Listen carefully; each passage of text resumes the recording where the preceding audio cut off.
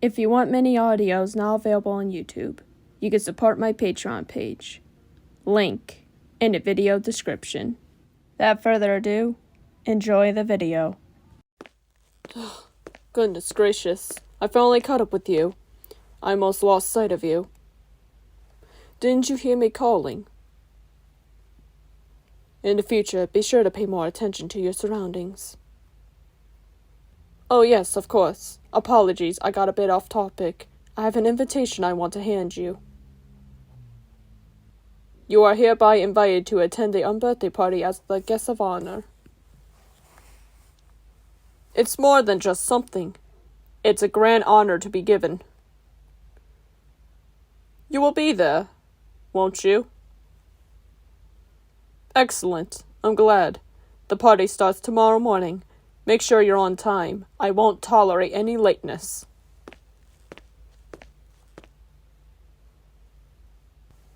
Remember, everything must be perfect. No napkin, fork, or spoon shall be out of place. We must hurry. Our guests will be arriving soon. Wow, dorm leader Rosehart is really on edge today.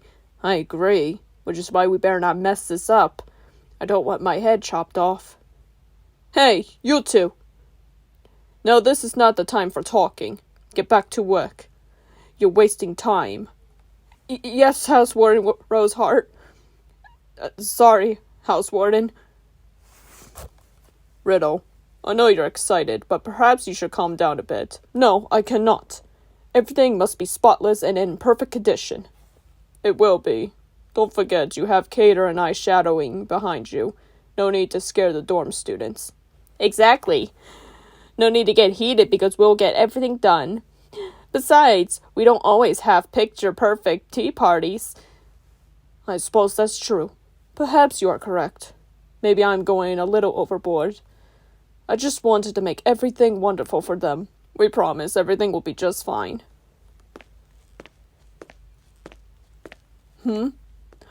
Welcome to Hot's Labial, Prefect.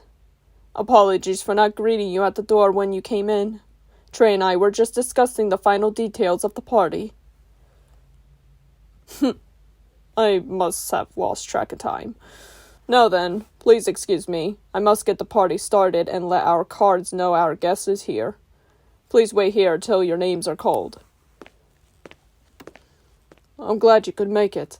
I knew you wouldn't let me down. That's good to hear. I was quite worried. You seemed so anxious yesterday when I handed you the invitation. Nervous? Why would you be nervous? Well, whatever the reason is, we'll have to discuss it later. Come with me. They will be introducing us soon.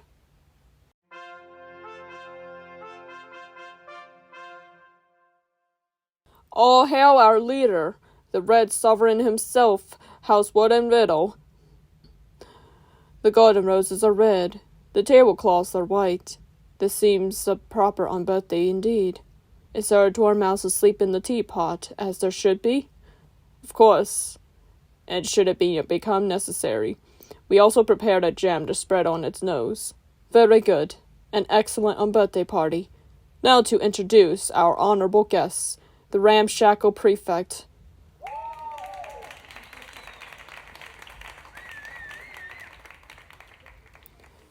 Now that we have the introductions out of the way, please feel free to enjoy the party and festivities. First on the list, the tea party. Everyone grab a seat and we'll get started.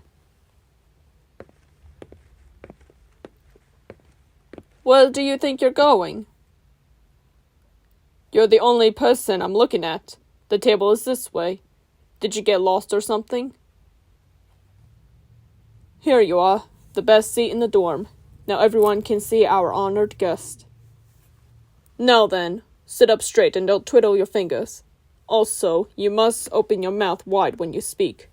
How do you expect anyone to hear you when you're this quiet? That's quite all right. I'll overlook it today since you're our guest. Just keep in mind for the next time. Anyhow, I noticed that your plate is quite light. Not that it's any of my business, but I don't want you to starve. So make sure you have a good meal before you dive into dessert. I do hope the food is to your liking. Trey spent all last night cooking 100 different dishes just for you. Yes, I agree. So be sure to sample some of everything. Hey now, let's not exaggerate. I wouldn't say there are hundreds of dishes. However, there are quite a few. Perhaps around 15 or 20. I suppose I did exaggerate quite a bit. Still, for all of your hard work, it should be praised. It would be a shame if any went to waste. Now, Riddle. You don't want to scare our guest. I made different dishes since everyone likes something a bit different. It will be all eaten whether a prefect tries them all or not. Sheesh. Even the guest of honor isn't safe from House Warden's wrath. Yeah, I bet they won't want to be the guest of honor anymore. I honestly wouldn't blame them. If I could, I would have left too. Now that we have our tea party, it is time for the crochet tournament. Everyone who wants to play, move to the rose maze. Good. Everything is already set up and ready to begin. I believe our honored guest should take the first swing. Nonsense. It's not complicated at all. He's joking, right? Poor fella. Of course, if you read the rules, that is, and I'm sure you'll get the hang of it. Nonsense. After your first swing, you'll be eager to continue playing. Excellent. I knew you would make the right choice.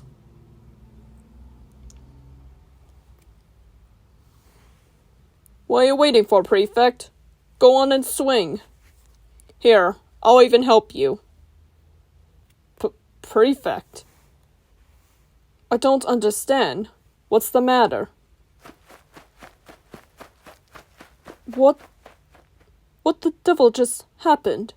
I don't understand. I thought we were having a good time. In honesty, I don't think they were. Whatever do you mean, Trey? From my point of view, they seem to be having fun all day. Actually, they seemed anxious from the moment they entered the dorm. Really? How so? First, they were pressing their fingers together and rocking their body when they entered the dorm. Second, they appeared troubled in making decisions to the point of panic at the tea party. Third, when you offered them a chair, they appeared to be rather alone. Fourth, offering them to play the crochet tournament, if you recall, the prefect tried, yet again, to separate themselves from another group activity. Finally, just now, as the game began, we all had eyes on them as they got ready to swing. One would guess that they might not like crowds or eye contact. My point is, in every activity today, the prefects show discomfort in their body language. I could be in the wrong here, but there are some behaviors that they might be on the spectrum. Are you suggesting that they're autistic? Possibly, yes. However, I'm not a doctor, so that's something you would have to ask them. Huh. I've done some light reading on the subject and they didn't seem or sound autistic. Even if that's true, why didn't they say so sooner? I feel like an idiot for not knowing their true behaviors. Not only that, but they lied to me. I was under the impression that they like to get together with friends. You should be aware that just because someone's disability is invisible doesn't mean it isn't there. Disabilities aren't just physical, they're mental too. I suppose you're right, though they should have told me instead of hiding it. Actually, 94% of autistic people will or attempt to try to mask their traits. It can have long-term impacts on the person. It protects them from any discrimination or hate. Second, in their defense, you didn't allow them to have a chance to speak. If you have given them a chance, they probably didn't feel comfortable telling you. Why wouldn't they feel comfortable with me? I thought we were exceptional friends. With all due respect, Riddle, you aren't exactly the most accepting person. Excuse me? Think about it. If they told you, would you be willing to provide possible accommodations they might need? Depending on where they are on the spectrum, they may need a little bit or a lot of accommodations. Think about it. If they have told you, wouldn't you be willing to provide possible accommodations they may need? Depends on where they are on the spectrum. They may need a little bit or a lot of accommodations.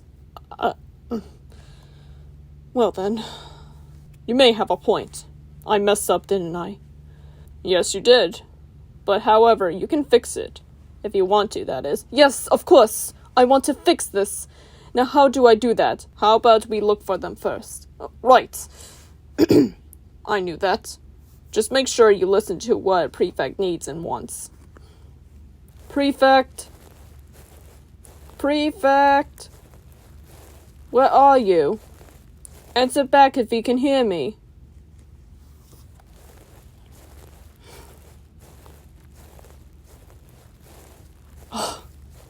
Prefect! I'm so glad I found you. Do you understand how worried I've been? Oh dear. What on earth have I done? Trey was right. I really have been terrible towards Prefect. How could I make such horrendous decisions as a dorm leader? Now, Riddle, this isn't the time to feel sorry for yourself. I need to calm them down first. I can't help them if I panic. But I can't sit there and do nothing either. They could hurt themselves. But how? I'm not exactly an expert.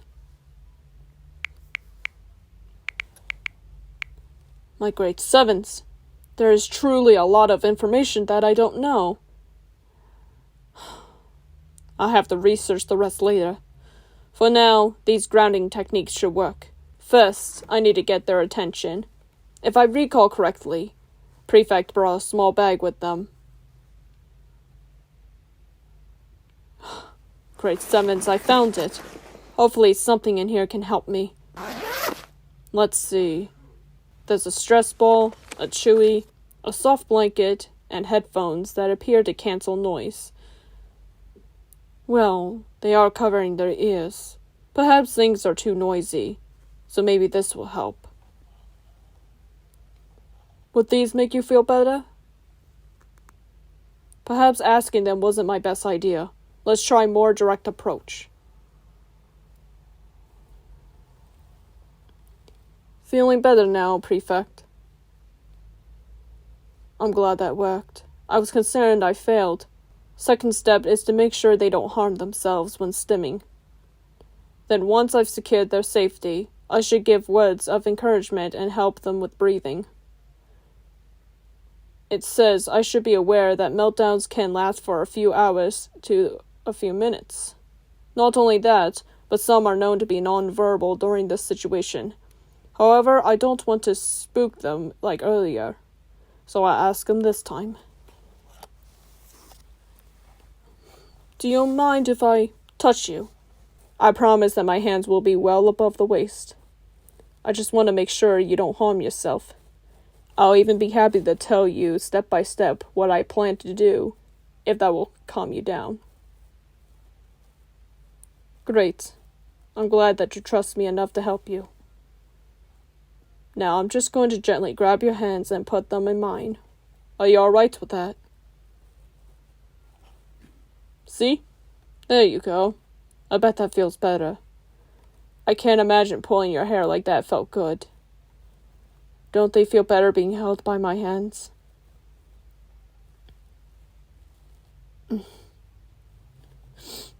I'm ever so sorry, Prefect. I never meant to hurt you. Please don't cry. I can't bear to see you cry.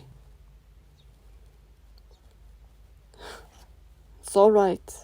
It will be okay. Shh. There's no need to cry. I promise I won't go anywhere. I'll stay as long as you wish until you feel better. So please don't cry. Whatever you're imagining in your head, it's not so. You're in a nice, quiet, warm, and sunny place. Can't you feel the breeze of the wind, or perhaps the soft green grass we are sitting on? Smell the freshness of the well-cared-for roses. Don't forget about me. I'm here too. I'm hugging you tight, but not too tight as I rub your back. I know you have your headphones in, but I imagine you can hear faint bird sounds and my voice. Well, at least I hope you can.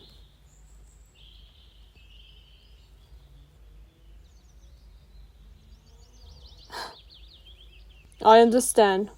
I will remain like this as long as you desire. All I care about is that you, my dear, are okay. How do you feel now? I'm glad. I can assure you that you have no reasons to give thanks. I was the one who had made a mistake. No, you don't owe me an explanation. Even if you wanted to tell, I wasn't listening.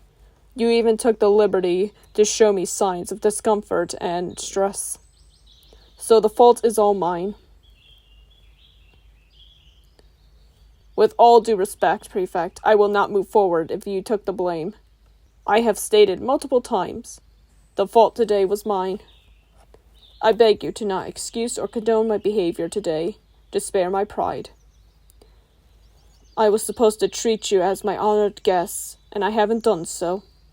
I have accepted the consequences full of my actions. For you have suffered a great deal today, and for that, I'm truly sorry. Whatever do you mean? I, Riddle Rosehearts, know how to apologize when I need to. How dare you assume I can't apologize? Well, I'm full of surprises. So there. Good. I'm glad we're in agreement then.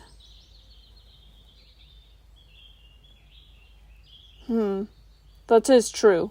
It's nearly evening, and I have nightly duties to finish up. But I have an idea. I have at least an hour or two before I must return to my dorm. The others can clean up without me. How about we spend the last 2 hours to do whatever you enjoy? Yes, I'm definitely sure. Don't worry about the party. There will be other on birthdays. Although in the future, I'll be sure everyone is having fun. Now then, come on. We're wasting time.